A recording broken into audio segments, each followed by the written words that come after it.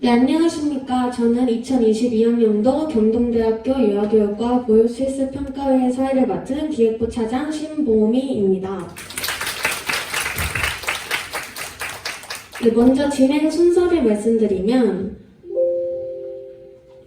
보육실습 현황 및 결과 보고, 실습 사례 발표와 질의응답, 보육실습에 대한 총괄평가와 회의식 순으로 진행되겠습니다.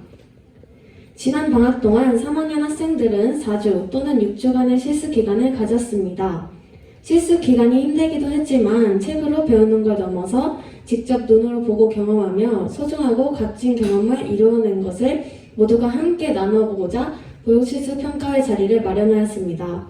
바쁘신 와중에도 자리를 빛내주신 교수님과 학우 여러분들께 감사의 말씀을 전하며 지금부터 2022학년도 경동대 유아교육과 보육실습평가회를 시작하도록 하겠습니다. 네, 먼저 오늘 보육실습평가회에 참석해주신 교수님들 소개가 있겠습니다. 먼저 유아교육과 학과장님이신 서동미 교수님이십니다. 네, 이은정 교수님이십니다. 네, 다음은 유아교육과 학과장님이신 서동미 교수님께서 격려사를 해주시겠습니다. 안녕하세요. 3학년 학생들은 그래도 수업 시간에 자주 만났었는데 2학년 학생들을 공식적으로 만나는 것은 이번 기회가 그래서 처음이 아닌가 싶습니다.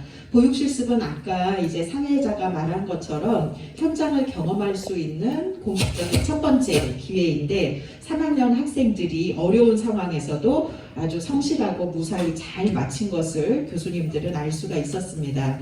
그 여름 한참 날씨도 좀 안 좋고 코로나 상황으로 인해서 어린이집에서는 외부인들을 받아들이는 것이 상당히 꺼려지는 그런 이제 좀 위기의 상황이었는데 워낙 3학년 학생들이 성실하게 사전부터 교육봉사로 이렇게 연계된 케이스도 있고 또 실습 기간 중에 보여준 여러 가지 인성적인 그러한 부분으로 원장님께서도 안심하시고 학급 단원들도 높은 평가를 하는 것을 교수님들이 실습 방문해서 확인할 수 있었는데 오늘 이렇게 이미 지나기는 했지만 그래도 그 긴 6주 동안 아무 탈 없이 그것도 원장님이나 교사로부터 긍정적인 평가까지 받은 3학년 학생들한테 우선 수고했다라고 하는 의미의 큰 박수 좀 한번 보내주세요. 그래서 3학년 자신은 내가 참 큰 과정을 잘 이겨냈다. 그런 성공의 박수가 될 것이고 2학년의 경우에는 나도 1년 후면 나가게 될 실습인데 선배들이 경험한 그러한 부분들을 또 통해서 나도 성장할 수 있는 발판을 가질 수 있다라는 의미로 같이 이렇게 박수를 받으면 좋겠습니다. 그래서 오늘 자리가 3학년에게는 전체적인 회상의 과정을 반성적으로 사고하는 그런 기회가 될 것이고 2학년들에게는 궁금함도 참 많고 또 걱정도 많을 텐데 어떻게 준비하고 또 그 과정을 어떻게 극복하면 좋을까라고 하는 그러한 대안을 찾는 시간이 되었으면 좋겠습니다. 모두 의미 있는 한 시간 보내세요. 감사합니다.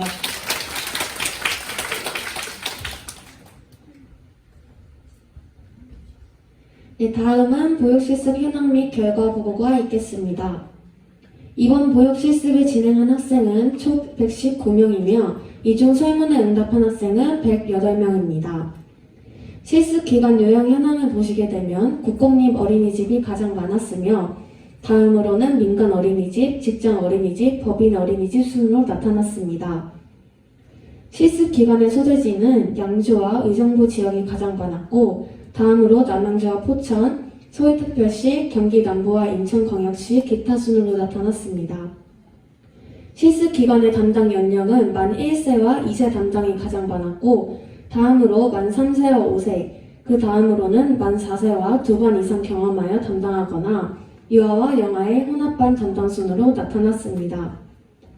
실습 기관 선정 기준은 자택과의 거리가 가장 많은 부분을 차지했고 지도 교수의 추천과 교육적 환경, 주변 평판, 그리고 사전 실습과 봉사 등 사전 경험이 여부 등이 실습 기간 선정에 영향을 끼쳤습니다.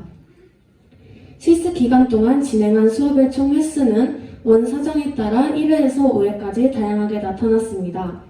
수업을 3회 진행한 학생 수가 가장 많았고, 다음으로 4회와 5회 이상, 2회와 1회 등 순으로 수업을 진행한 것을 알 수 있었습니다. 실습 기간 동안 교재 교구 제작 건수는 수업 교구가 아닌 원에 제출한 교구로서 교재 교구를 0개와 2개 만든 학생이 가장 많았고, 다음으로는 1개와 3개, 5개 이상 4개 순이었습니다.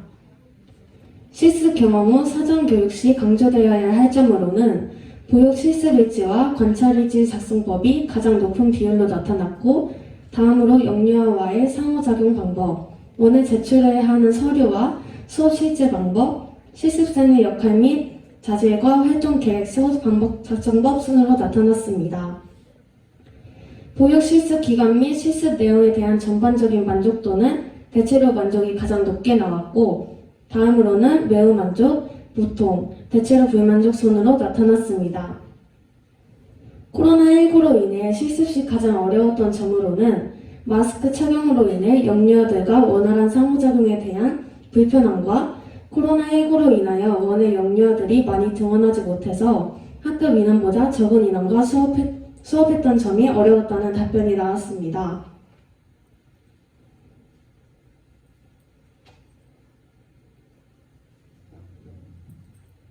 네, 효과적인 보육실습 운영을 위한 건의사항으로는 보육실습 전 학교에서 유아를 대상으로 하는 모의수업보다는 영유아를 대상으로 하는 모의수업 준비를 해보았더라면 좋았을 것 같고, 보육실습 사전 교육 때 관찰일지와 보육실습 일지 작성, 놀이지도 방법에 대한 더 자세한 교육이 있었으면 좋았을 것 같다는 건의사항이 있었습니다. 이상으로 보육실습 만족도 및 실습 현황 보고를 마치겠습니다. 네, 다음은 실습 사례 발표가 있겠습니다. 먼저 실습지 선정부터 마무리까지에 대해 3학년 2반 안정은 학생의 발표가 있겠습니다.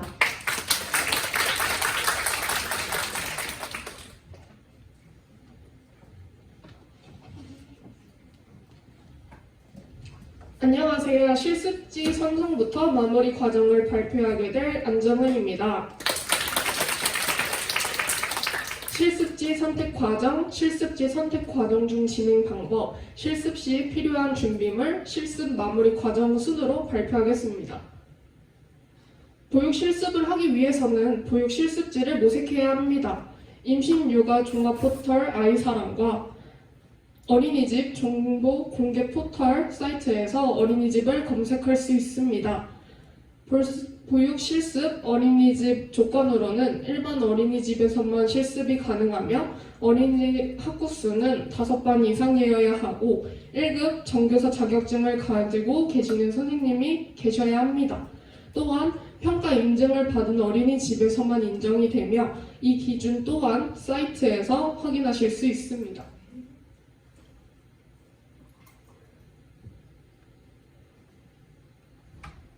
학교에서 3순위까지 보육실습 가능 여부 연락을 드리며 3순위 안에 보육실습지가 선정이 된다면 다음과 같은 과정을 거치게 됩니다. 첫 번째, 3, 4월 중 학과 사무실에서 1차 공문이 나오게 되고 이 공문을 어린이집에 제출하게 됩니다. 어린이집 방문 시 공문뿐만 아니라 실습생 서약서, 실습생 신청 카드, 코로나 체크리스트, 보육실습 동의서를 제출하게 됩니다. 어린이집에 사전 연락을 드려 날짜와 시간을 상의하시고 방문해야 합니다. 이때 원에 처음으로 자신을 보이는 순간이므로 단정한 의상을 착용하시는 것이 좋습니다. 제가 실습했던 어린이집은 코로나로 인해 방문을 원하시지 않으셔서 메일로 서류를 제출하였습니다. 서약서와 신청카드 양식입니다. 두 번째, 4월 중 동의서를 제출하게 됩니다. 1차 공문 제출 시 보육실습 동의서도 챙기셔야 하는데 이 서류는 보육실습 기간 정보란을 채운 후 돌려받아 학과 사무실에 제출하셔야 합니다. 세 번째, 5월에 2차 공문이 나오게 됩니다. 1차 공문과 마찬가지로 이 공문을 어린이집에 제출하게 되며 어린이집에서 방문을 원하시지 않으실 때는 메일로 서류를 전달합니다. 이때는 실습비, 실습 대상 연령 등 실습 시 알아야 하는 사항을 여쭤보며 실습에 대한 준비를 할 수 있도록 합니다. 마지막으로 6월 중 각 어린이집에서 OT를 진행하게 됩니다. 이때는 원장님의 가치관 및 신념, 실습생이 도와야 할 교사의 업무, 실습 시 주의해야 할 점, 실습생으로서의 마음가짐 등을 이야기 나눕니다. 만약 자신이 선택하였던 보육실습 3곳이 어떠한 사유로 보육실습이 불가능하게 된다면 처음과 동일하게 소개해드렸던 사이트 2곳에서 실습지를 검색합니다. 이때는 학생 자신이 어린이집에 직접 연락을 드려야 합니다. 전화문구 예시입니다. 자신의 신분을 밝히고 통화가 가능한 상황인지 여쭤보며 어떠한 이유로 연락을 드렸는지에 대해 설명합니다. 실습이 가능하다고 말씀해 주신다면 방문 날짜와 시간을 정하고 자신이 감사함을 표시를 해야 합니다. 전화를 하실 때에는 밝은 목소리와 예의 갖춘 태도로 임하셔야 합니다. 비대면 상해지만 자신을 보이는 첫 순간이므로 밝은 목소리와 예의 갖춘 태도로 전화하는 것이 중요합니다. 실습 시 필요한 준비물에 대해 설명해 드리겠습니다. 첫 번째, 앞치마입니다. 왼쪽 사진은 제가 직접 착용했던 앞치마입니다. 보육실습 첫날 영아들이 앞치마에 그려진 곰에 관심을 가져 빠르게 관계를 형성할 수 있었던 계기가 되었습니다. 그렇기에 저는 동물이 그려진 앞치마를 추천드립니다. 또한 수첩과 펜 등 개인 소지품을 넣을 수 있는 주머니가 있어야 편합니다. 앞치마는 끈 형식이 아니라 옆에 단추가 달린 앞치마로 준비하여 앞치마로 인한 불편한 상황이 생기지 않도록 합니다. 어린이집에 보육 실습생이 여러 명 있을 수 있으므로 구별할 수 있도록 앞치마에 이름표를 달아야 합니다. 영유아의 안전을 위해 천으로 제작한 이름표를 가슴 밑부분에 실로겜에 고정시킵니다. 이름표 사이즈는 제가 제시한 사이즈가 가장 적절하며 이름표에 들어가야 할 내용으로는 학교명, 실습교사, 자신의 이름입니다. 다음은 실내화입니다. 실내화는 슬리퍼 모양보다는 발을 고정할 수 있는 덧신 모양의 실내화를 추천드립니다. 또한 영유아의 활발한 활동량으로 빠르게 움직여야 할 상황이 발생합니다. 그렇기에 실내화는 밑부분이 미끄러지지 않는 재질인지 확인하시는 게 좋을 것 같습니다. 다음은 개인 물통입니다. 코로나로 인해 모든 교사, 영유아들이 개인 물통을 사용하므로 준비하는 것이 좋습니다. 개인적으로 여름에 실습을 하기 때문에 물을 시원하게 유지할 수 있는 텀블러를 추천드립니다. 다음은 여분 마스크입니다. 하루 동안 영유아와 여러 상호작용을 하다 보니 마스크가 비위생적이게 되거나 줄이 끊어져 곤란한 상황이 생길 수 있으므로 여분의 마스크는 준비하는 것이 좋습니다. 다음은 미니 수첩과 펜입니다. 저희는 관찰일지, 실습일지, 지도교사와의 피드백 등을 기록해야 합니다. 이렇게 날짜별로 수첩의 핵심 단어를 메모해 놓는다면 퇴근 후 일지 작성에 매우 유용합니다. 수첩 크기는 앞치마 주머니에 들어갈 정도가 적당합니다. 수첩에 빠르게 핵심 단어를 적더라도 어떤 일지를 작성하기 위한 내용인지 헷갈릴 수 있으므로 이를 구분할 수 있는 삼색 펜을 추천드립니다. 마지막으로 개인 가위와 개인 풀입니다. 개인 가위와 풀 등은 반에 구비되어 있고 선생님들께서도 사용해도 괜찮다고 말씀해 주시지만 저는 개인적으로 준비하는 것을 추천드립니다. 선생님들께서 주로 저에게 가위질을 해야 하는 자료를 부탁하셨고 이때마다 저는 개인 가위를 꺼냈습니다. 이러한 모습을 보시고 선생님들께서는 처음에 놀라시기도 하셨지만 나중에 인상 깊었다고 말씀해 주셨습니다. 이러한 상황을 봤을 때 실습 등의 준비 태도로서 가산점 요인이 될 수 있습니다. 마지막으로 실습 마무리 과정입니다. 6주간의 보육 실습이 끝난다면 출근부, 주간, 연간, 계획안 등 서류들을 확인하고 챙겨야 합니다. 여기서 빨간색으로 표시해둔 3가지의 서류는 학교에 우선적으로 제출해야 하는 중요 서류입니다. 실습비를 납입했음을 증명하는 실습비 영수증, 보육 실습의 임함을 확인할 수 있는 확인서, 지도 선생님이 6주간 실습 지도를 해주시면서 관찰해온 실습생의 모든 부분을 평가하는 평가서가 있습니다. 실습 마지막 날에는 원장 선생님과 실습 지도 선생님께 선물과 편지를 드립니다. 실습생을 받음으로써 어린이집의 업무가 늘어나므로 이에 대한 감사함을 느끼며 작은 성의를 보인다고 생각하고 준비하시는 것이 좋습니다. 저 같은 경우에는 지도 선생님께는 립밤, 핸드크림 세트를 선물해 드렸고, 원장 선생님 선물 같은 경우에는 같이 실습했던 분들과 함께 준비하여 차 세트를 선물 드렸습니다. 또한 저는 같이 실습했던 영아들에게도 저와 즐겁게 생활해준 고마움을 담아 영아들이 가장 관심을 느꼈던 아기상어, 마스크 스트랩과 비타민, 편지를 준비하여 선물하였습니다. 이렇게 실습지 선정부터 마무리까지 설명드렸습니다. 참고하셔서 보육 실습을 순조롭게 준비할 수 있길 바랍니다. 감사합니다.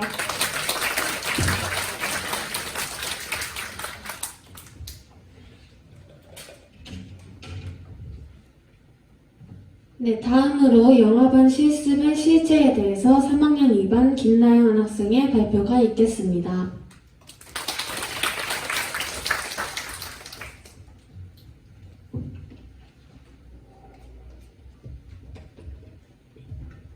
안녕하세요. 영화반 수업 실제를 발표할 김나연입니다. 기저귀 가리 영화반 수업 실제 영화반 하루 일과 순서로 진행하겠습니다.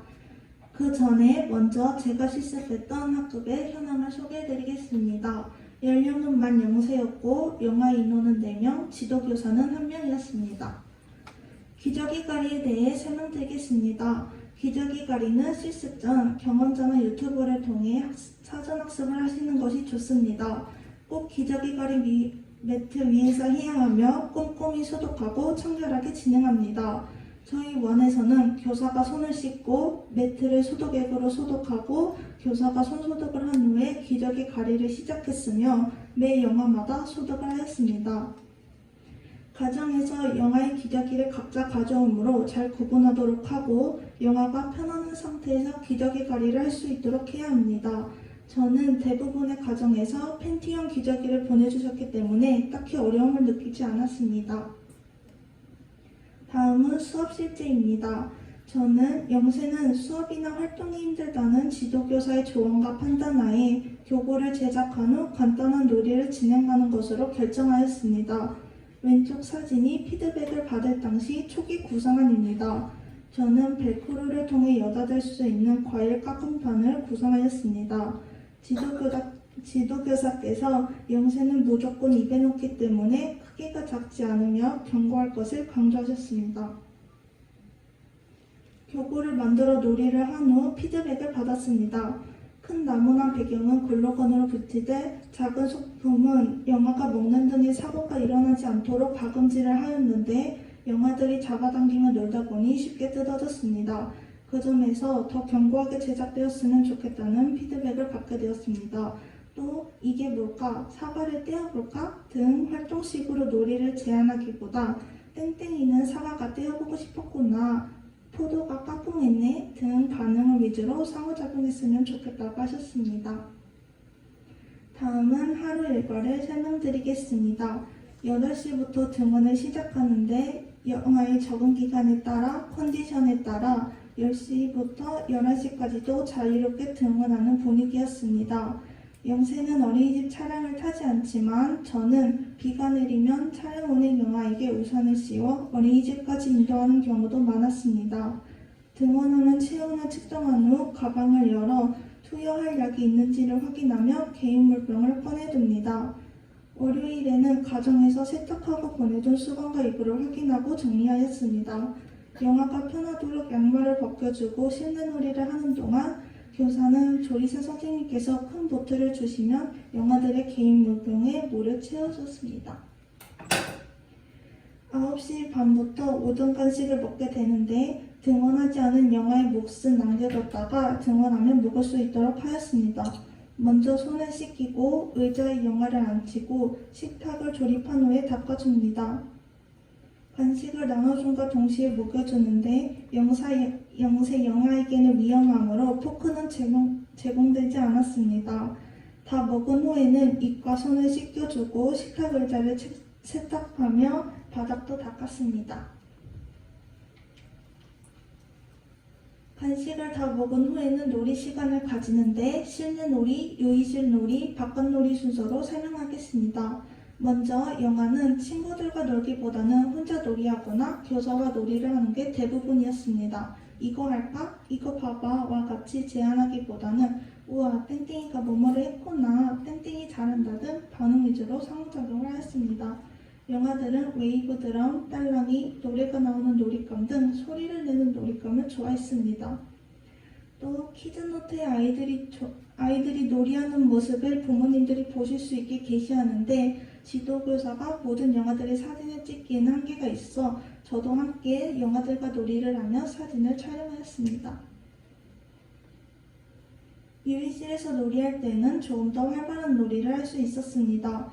저희 원은 복도가 없이 바로 유이실이 있고 영세반은 문을 닫지 않고 원목 펜스만 닫아두기 때문에 1세나 2세가 놀이를 하면 영세 영아들도 유이실로 나가고 싶어 하였습니다. 하지만 자유롭게 놀도록 하기에는 위험하므로 1세와의 혼합이 가능하되 교사가 잘 지켜보고 2세와는 혼합할 수 없었습니다. 부딪히거나 때리는 사고보다 동생이 예쁘다고 만지다가 영아가 넘어져 머리를 부딪히는 사고가 더 잦았기에 1세와의 교류에서 더 주의 깊게 살펴봐야 했습니다. 유이실에서는 특히나 음식과 식기 놀잇감으로 먹는 신용을 하는 놀이와 승용 왕구를 타는 것을 좋아했습니다. 바깥놀이는 7월이라 날이 뜨겁거나 비가 내리는 날이 많아 일정한 시간을 정해두기보다 영아가 놀기에 적절하다고 생각되면 진행되었습니다. 놀이터에서 미끄럼틀을 타거나 비눗방울 놀이를 주로 하였습니다. 날이 덥기 때문에 영아의 컨디션을 잘 살펴야 하고 다녀와서는 손을 씻고 덥지 않도록 에어컨을 조절한 뒤에 자유롭게 물을 마실 수 있도록 하였습니다. 12시 10분부터 점심을 먹는데 간식 시간과 대부분 동일하나 영아들이 밥을 뱉거나 장난치는 경우가 있어 텃밭질을 하였습니다. 영아가 스스로 숟가락질을 할 수 있도록 교사가 영아에게 밥을 먹이는 숟가락 이외에도 여분의 숟가락과 보울을 제공해주기도 하였습니다. 점심을 다 먹은 12시 20분부터 낮잠을 자는데 이는 영아의 컨디션에 따라 유동적으로 진행하였습니다. 기저귀를 간 후에 이불을 깔고 커튼을 쳐 낮잠을 잘 수 있는 환경을 만들어 주었습니다. 자장가는 1세나 2세의 체육 활동이 있어 소란스러울 때에만 틀어주시는 것 같았습니다. 저는 영화를 토닥여 재운 후에 점심을 먹고 지도교사와 교체한 다음에 낮잠 시간이 끝날 때까지 혼자 지도하였습니다. 영화는 작게 뒤척이다가도 금방 깨기 때문에 기척에 예민하게 반응하여 바로 토닥여 주어야 했고 더워서 땀을 많이 흘리는지 추워서 몸이 너무 차갑지는 않은지 등을 체크하며 교실의 온도를 조절해 주었습니다. 남는 시간에는 일과 동안 관찰할 내용들을 정리하거나 놀이 시간에 키즈노트 게시용으로 촬영했던 사진들을 지도교사에게 전송하였습니다. 오후 간식 또한 오전 간식, 점심과 동일합니다.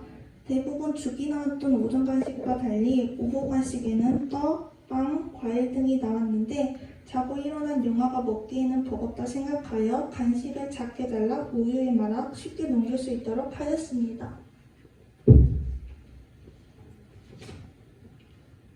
대부분의 영아는 간식을 먹은 후 바로 하원하였습니다. 개인 물병, 쪽쪽이 등 소지품을 가방에 챙겨 넣고 그물이라면 수건과 이불을 이불 가방에 넣어 가정으로 보내 세탁할 수 있도록 하였습니다. 신고 온 양말을 신고 머리를 빗거나 묶는 등 정돈을 한 다음에 놀이하다가 보호자와 함께 하원하도록 하였습니다. 영아반 수업 실제 발표를 마치겠습니다. 감사합니다.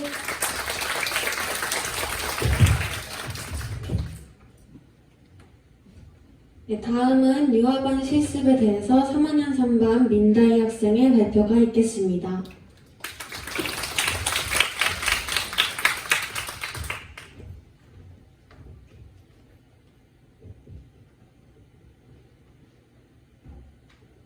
안녕하세요. 유아 수업 실제를 발표하게 될 민다희입니다.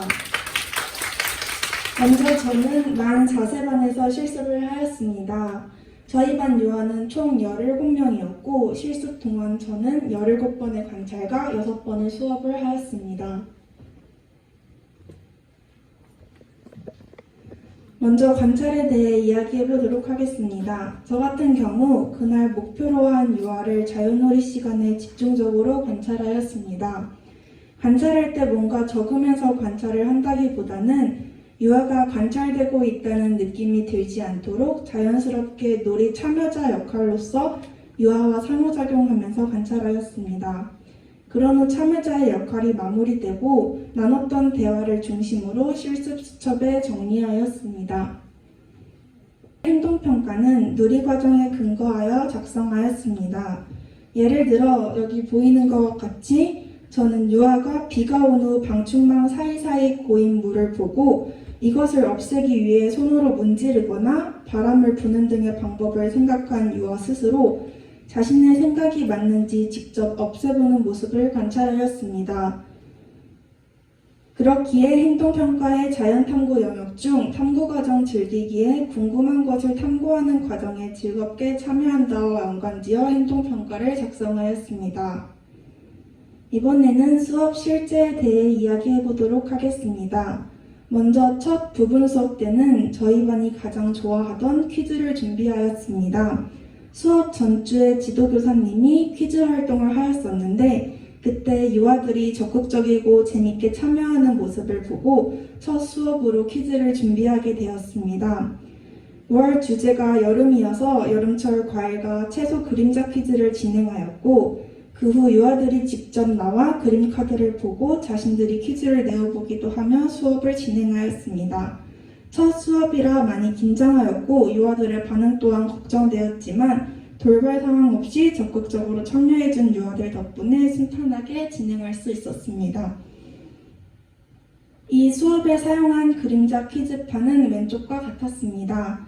지도교사의 피드백으로는 만 4세 유아이기 때문에 그림자와 글 설명을 같이 제시하기보다는 단계적으로 제시할 수 있었으면 좋았을 것 같다고 이야기해 주셨습니다. 수업이 끝난 후 퀴즈를 더 내보고 싶어하는 유아들이 많아 그림과 이름만 있는 오른쪽과 같은 퀴즈 카드를 언어 영역에 제공해 주었습니다.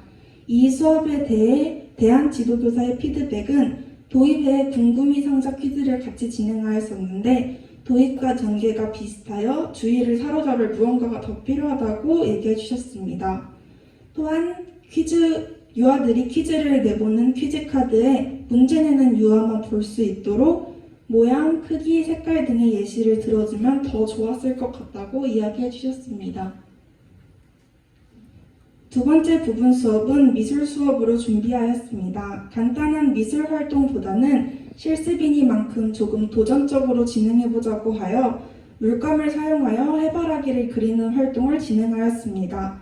물감을 붓이나 미술 도구를 사용한 것이 아니라 식사 도구인 포크와 숟가락을 사용하여 미술 활동을 해볼 수 있도록 준비하였습니다. 먼저 해바라기에 대해 대집단으로 이야기 나눈 후 자유놀이와 소집단 활동을 함께 진행하였습니다. 자유놀이를 진행한 후 미술 활동에 관심을 보이는 유아 중 4명이 먼저 진행하였습니다.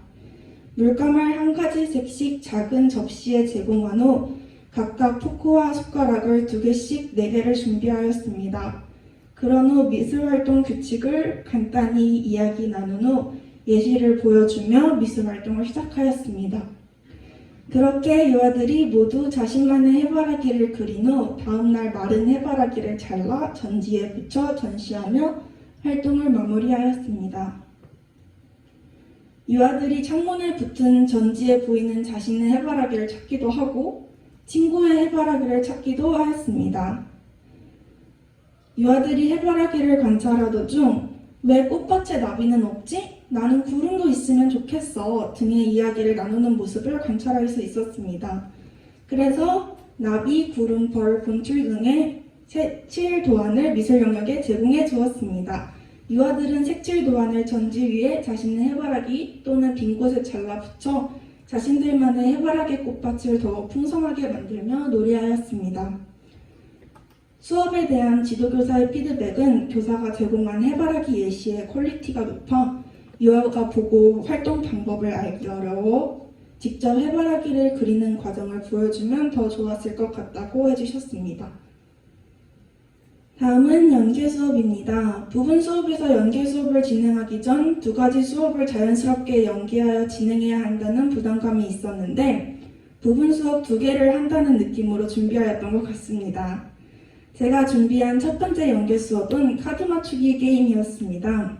부분 수업 때 준비한 퀴즈에서 이어질 수 있는 활동으로 준비하였으며 여름 과일과 채소의 가짓수를 늘려 다양한 여름 과일과 채소를 경험할 수 있도록 하였습니다.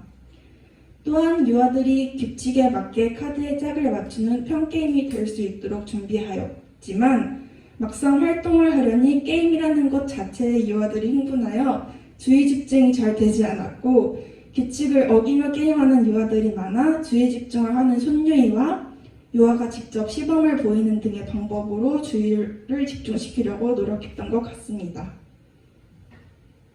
수업에서 사용한 교구는 총 14가지 종의 과일과 채소 카드에 두꺼운 EVA 폼을 붙여 제작하였습니다. 활동을 마무리한 후 놀이 시간에도 하고 싶다는 유아들이 많아 소집단으로 할 수 있는 카드 사이즈를 줄여 얇은 EVA 폼을 붙여 제작하여 제공하였습니다. 또한 놀이 시간에 한 번 더 놀이 방법에 대해 교사가 직접 놀이에 참여하여 설명해 주기도 하였습니다. 첫 번째 연계 수업에 대한 지도교사의 피드백은 유의실에서 진행해서 그런지 교사가 도입을 서서 진행하여 집중에 방해가 된 것 같고 유아들에게 게임 방법을 설명할 때 유아들을 세워둔 채로 진행하여 유아들이 교사가 아닌 친구에게 집중하는 모습을 보여 아쉬웠다고 해주셨습니다. 또한 게임하는 공간이 게임 규모에 비해 좁게 설정하여 유아들의 안전이나 게임 진행에 방해가 되는 모습도 확인했다고 피드백해 주셨습니다. 카드 맞추기 게임에서 연계된 수업은 실내 활동으로 보물찾기를 진행하였습니다. 다음과 같은 사진은 보물찾기에서 이긴 유아들이 좋아하는 모습을 같이 첨부해 보았습니다.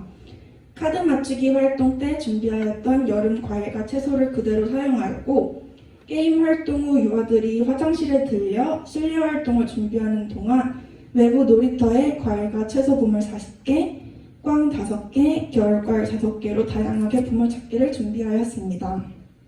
실내로 나온 유아들에게 규칙을 설명하고 함께 약속을 정한 후 활동을 진행하였습니다. 그런데 활동을 진행하던 중 소나기가 오기 시작하여 보물을 찾는 시간이 10분 정도라고 생각하였는데 5분 안에 마무리하여야 해서 유아들이 아쉬워하는 모습을 볼 수 있었습니다. 그렇게 정리하고 교실에 들어가 점심 식사를 준비하면서 유아들에게 개별적으로 어떤 과일을 모았는지 이 과일은 여름 과일이 맞는지 등에 대해 간단히 이야기 나누었습니다. 이 과정에서 유아들은 꽝을 모은 친구를 위로해주고 자신이 모은 여름 과일과 채소 보물을 나누어주기도 하였습니다. 보물찾기를 더 하고 싶은 유아들이 많아 다음날 지도교사분이 한 번 더 보물찾기를 진행하기도 하였습니다. 이 수업에서 사용한 보물카드는 왼쪽에 보이는 수박카드 형태로 제작하여 활용하였습니다. 유아들이 활동이 끝난 후 수박 보물카드 자체에 관심을 가지고 자유놀이 시간에 서로가 찾은 카드를 교환하거나 이 카드로 짝 맞추기를 하는 유아들도 관찰되었습니다. 그래서 궁금이 상자를 제작하여 그 안에 다양한 수박 보물카드를 넣어 제공해 주었습니다.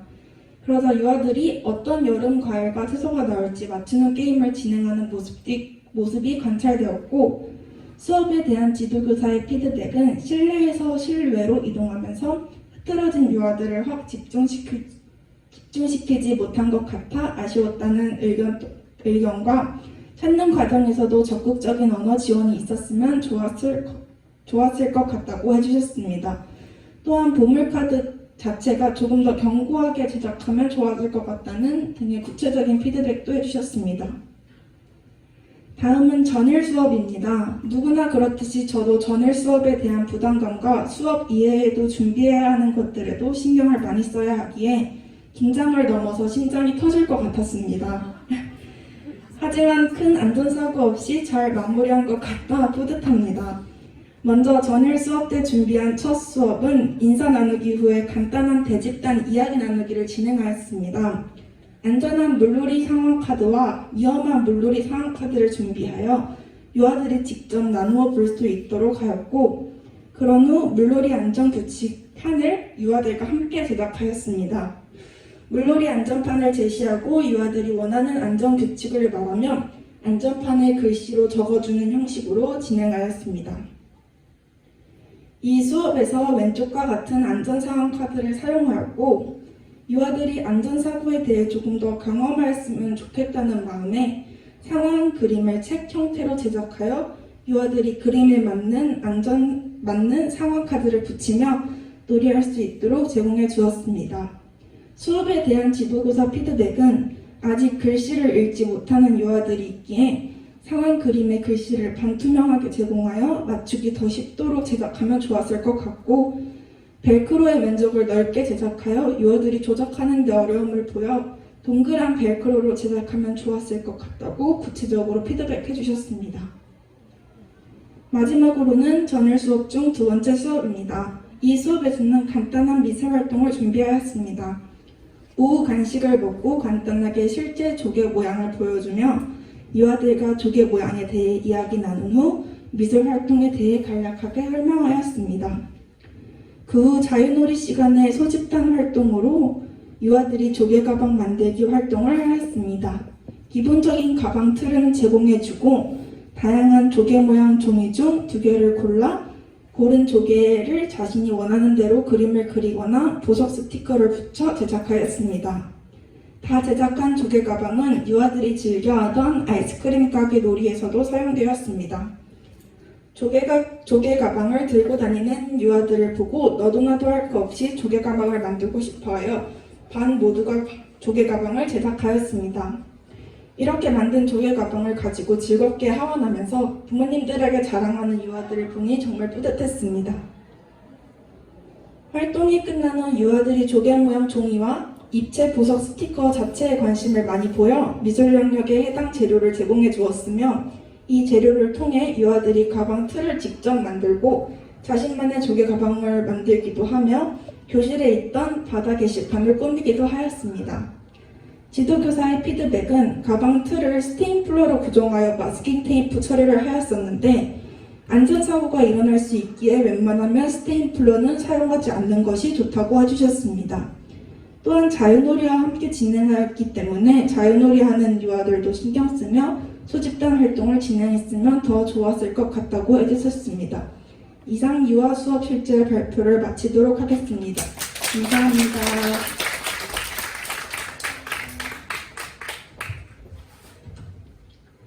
네, 다음으로 실습 주차별 실습 내용에 대해서 3학년 3반 곽지혜 학생의 발표가 있겠습니다.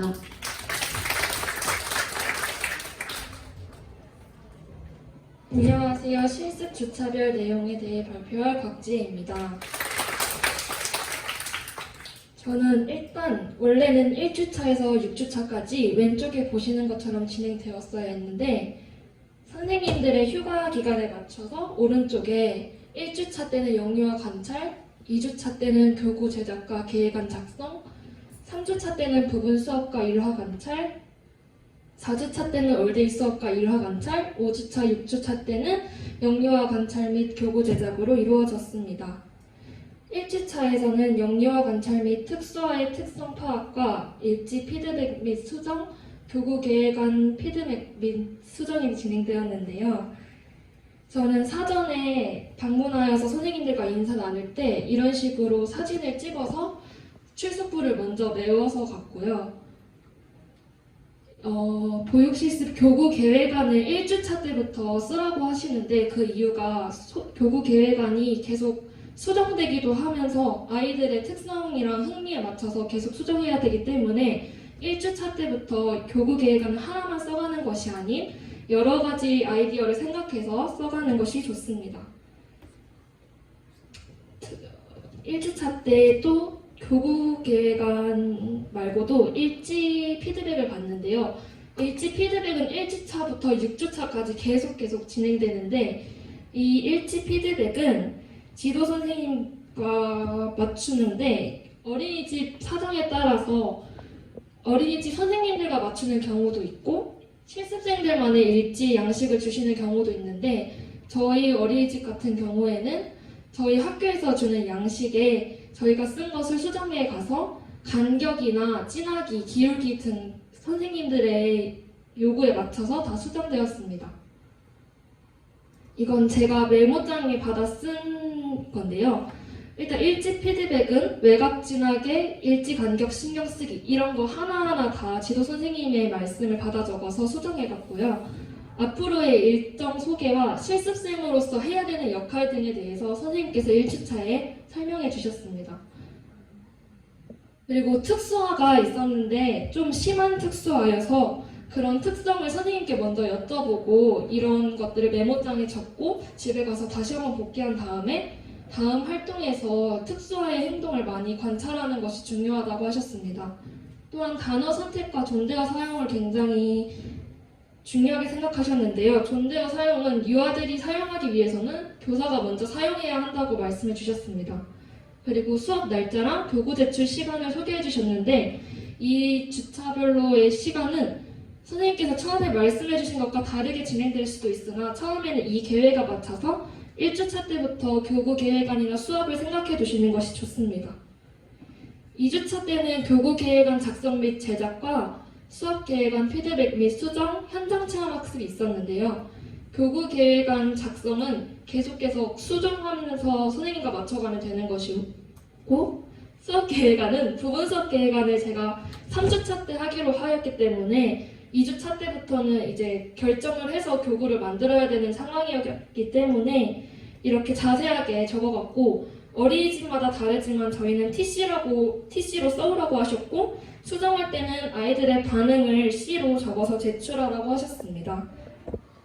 현장 체험 학습 때는 폭염 때문에 유아들에게 물 마시는 것과 그늘에 있는 것을 가장 유의점으로 보았는데요. 농장을 가는 것이기 때문에 길을 잃거나 이탈하는 것은 우선순위가 아니었지만 지속적으로 유아들의 수를 세고 길을 안내하라고 하셨고 또한 이동을 버스로 하였기 때문에 멀미 있는 유아나 화장실을 가고 싶은 유아 등을 고려하여서 버스 탑승 전후로 선생님께서 정신이 없으시기 때문에 실습생에게 계속해서 맡기셨습니다. 저희 어린이집에서는 야간 당직 또한 실시하였는데요. 야간 당직에서 가장 중요한 것은 사진에 보이시는 것과 같이 머리를 유아에게 맡기냐 안 맡기냐도 사소한 것도 되게 중요한데요. 저는 이 부분을 피드백 받았습니다. 유아에게 머리를 맡기는 것 자체가 교사가 너무 유아에게 자유를 주어서 교사의 머리를 막 만질 수도 있다고 부정적인 행동으로 이어질 수 있다고 하셔서 이런 것도 사소한 것도 다 여쭤보고 진행해 주시면 좋을 것 같습니다.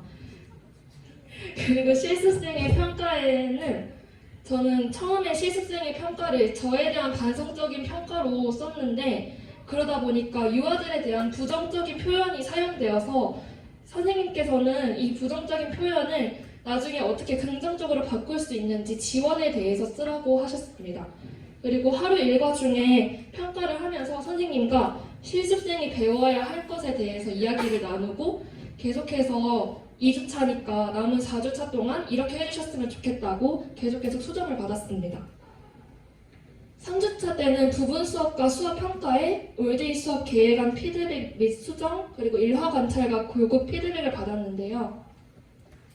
부분 수업 피드백을 저희는 평가회를 진행을 했는데 평가회는 원장실에 가서 지도 선생님께서 먼저 피드백을 이렇게 해주시고 다음에 원장 선생님께서 피드백을 해주신 다음에 저의 소감이나 반성적인 사고를 듣는 시간을 가졌습니다.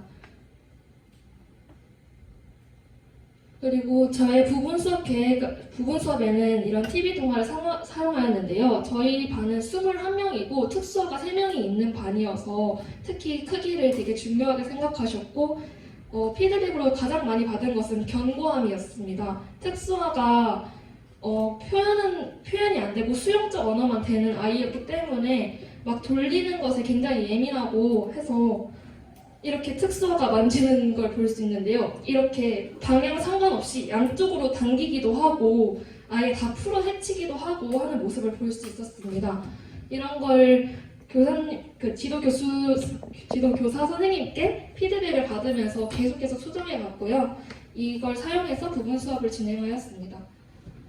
그리고 교구 피드백을 받았는데 저는 처음에 구름 과일 가게를 이렇게 만들어 갔는데 크기는 크지만 견고성이나 아이들의 흥미성에서 좀 떨어진다는 피드백을 받아서 이렇게 큰 교구를 가지고 가서 일주일 동안 그 어린이집에서 계속 수정했습니다.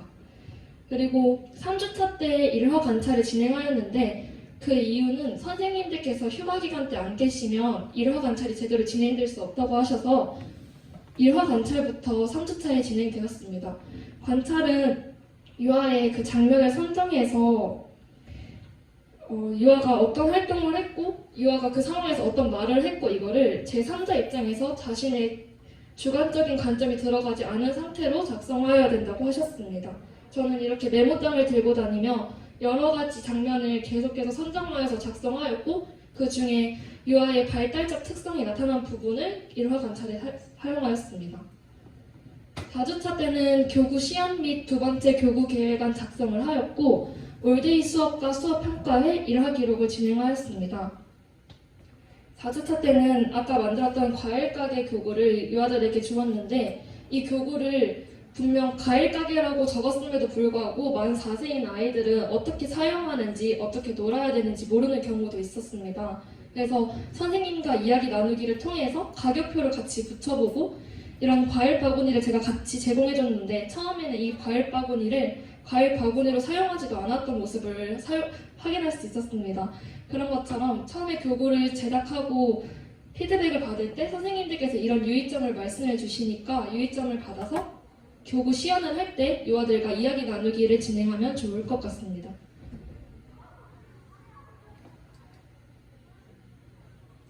그리고 이렇게 피드백을 또 받았는데 올데이 수업 때도 선생님과 원장님의 피드백을 받고 이걸 참고하여서 추후에 서류 제출을 할 때 수정된 계획안으로 보여드렸습니다. 5주차 때는 선생님들의 휴가 기간이어서 어린이집에 대체적으로 선생님들이 안 계셨는데요. 그래서 저는 만 2세 반에 들어가서 보육을 하면서 교구 계획안이나 이런 새로운 교구 계획안까지 피드백을 받고 서류 점검을 하였습니다. 6주차 때는 만 1세에 들어가서 보육을 하였으며 이렇게 마지막 교구까지 선생님이 계실 때 피드백을 받았습니다. 그리고 마지막에 6주차 때는 선생님이 안 계셔서 일반 선생님과 함께 유아들과 마지막 인사를 하였는데요. 저 같은 경우는 마지막에 마스크에 붙일 수 있는 포켓몬 띠부실이랑 간식 등을 이렇게 포장을 해서 줬는데 저는 개별 포장이랑 개별 편지를 작성하였습니다. 유아들과 상호작용을 하면서 유아들이 저에게 정이 많이 들기도 하였고 그만큼 잘 따라준 것에 고마움을 느끼며 유아들이 알아들을 수 있는 글씨로 단어 표현을 사용하여서 개별 편지를 작성하였습니다. 이렇게 마지막으로 유아들과 사진도 찍는데 이 사진도 선생님께서 먼저 제안을 해주시지 않으면 여쭤보고 선물과 함께 제공하는 것이 좋습니다. 마지막에 저희는 6주차 때 지도 선생님께서 안 계셔서 그 다음 주에 다시 한번 찾아뵙고 선생님들과 실습이 어땠는지 평가회를 진행하였고요. 실습 마무리 소감 및 저녁 식사를 같이 하였고 선생님들께 작지만 너무 감사한 마음을 담아서 선물을 드렸습니다. 감사합니다.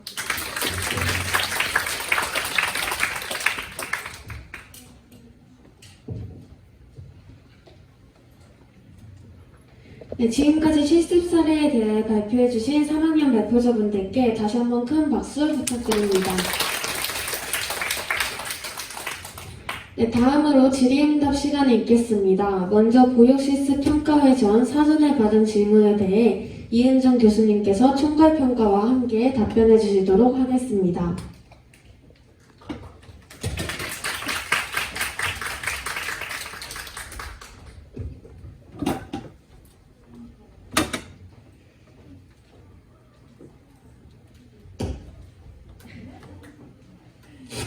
자, 안녕하세요. 아까도 인사드렸지만, 이번 평가회 때 어떤 PPT라든가 여러 가지 준비들이 2학년들에게 굉장히 도움이 좀 많이 됐으면 하는 바람으로 철저하게 좀 했거든요. 근데 여러분들 보시기엔 좀 어떠세요? 굿이에요. 역시. 역시.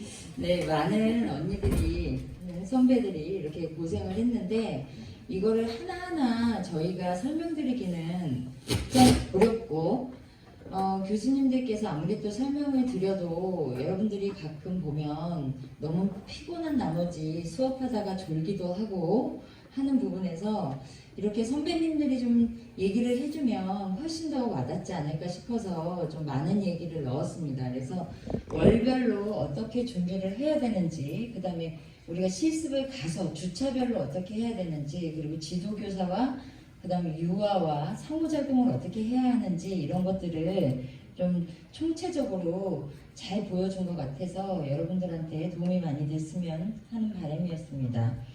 우선 2학년들이 좀 궁금해하는 게 있었는데 항상 매 해마다 같은 질문인 것 같아요. 그래서 첫 번째가 최대한 원하는 원으로 갈 수 있게 해달라라고 하는 그런 질의응답보다는 어떤 바람이죠, 사실은.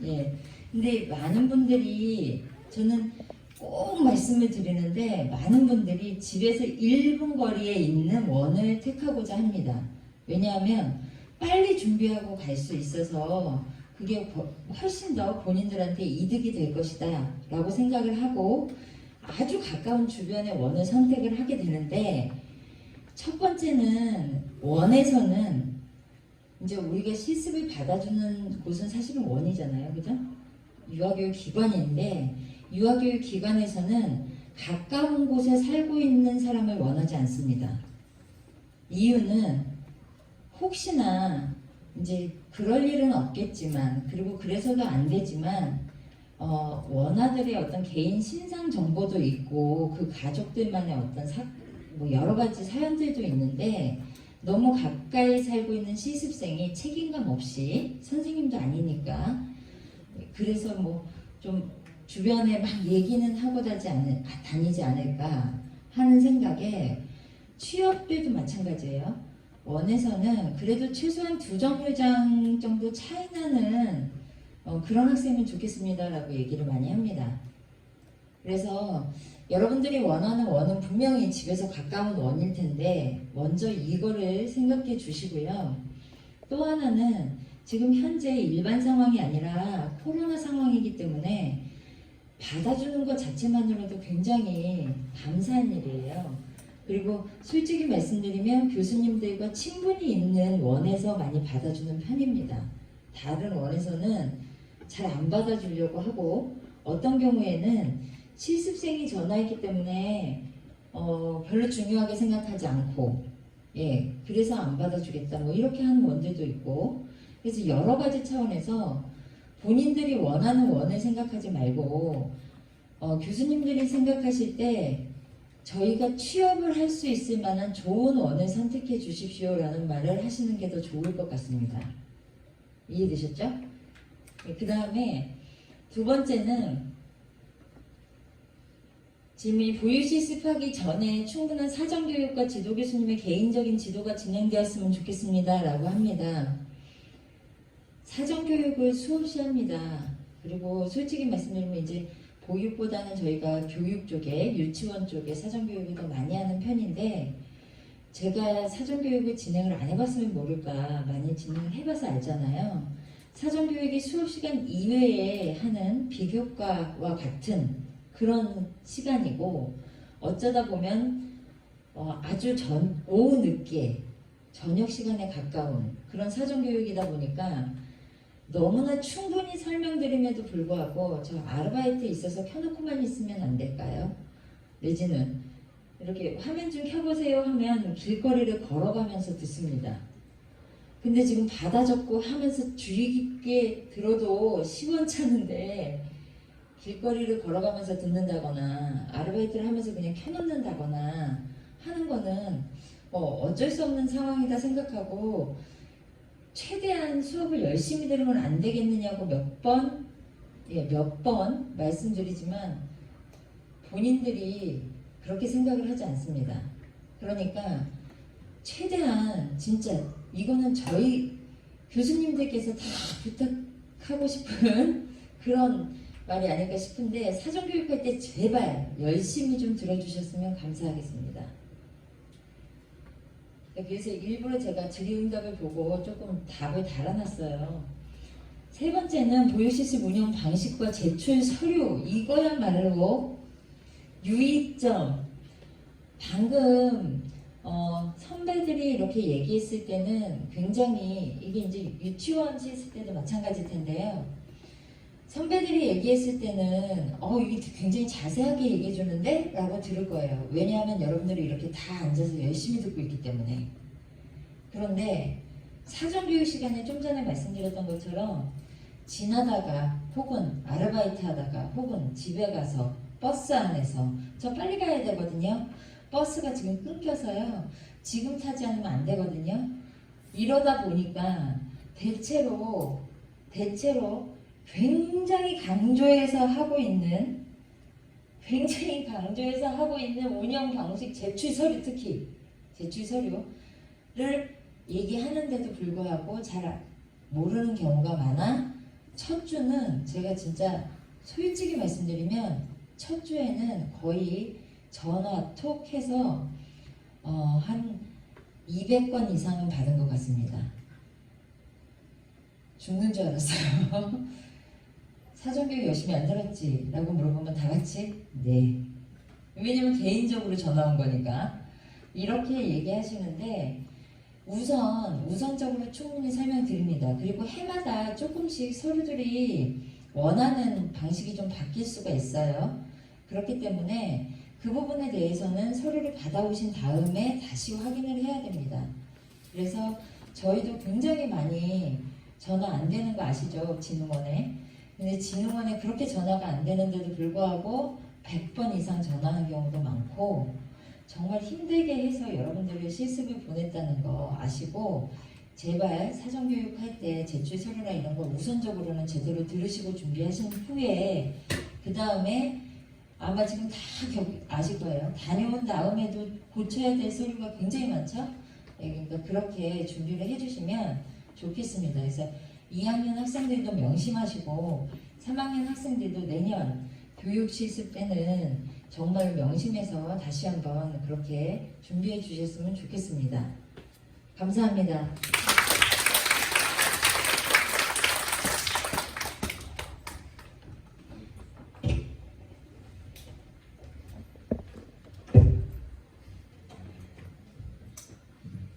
네, 오늘 가졌던 보육실습 평가회가 3학년 학생들에게는 실습을 돌아보는 기회, 2학년 학생들에게는 실습 전 많은 도움이 되셨을 거라 생각합니다. 마지막으로 이 자리에 참석해주신 유아교육과 교수님들과 학우 여러분들께 진심으로 감사드리며 이상으로 2022학년도 보육실습 평가회를 마치도록 하겠습니다. 감사합니다.